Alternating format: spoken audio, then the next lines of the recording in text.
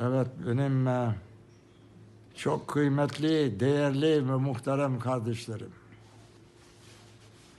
Evet, ben yine hastanedeyim. Ve bu anda da ziyaretçilerim vardır. Eksik olmasınlar. İşte arzu ettiğiniz zaman ziyaretime gelebilirsiniz. Evet. Şu var ki dualarınızı eksik etmeyiniz.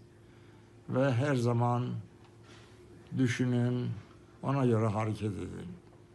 Çünkü hayat çok kısa, zaman çok dar, kader bilinmez.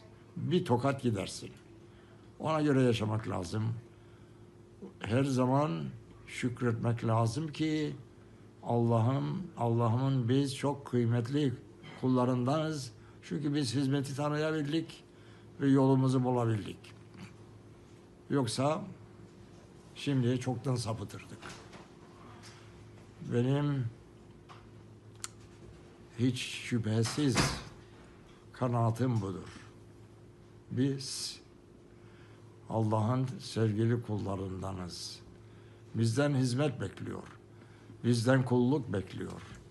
Biz onun kuluyuz. Diğer neyimiz varsa da maddedir.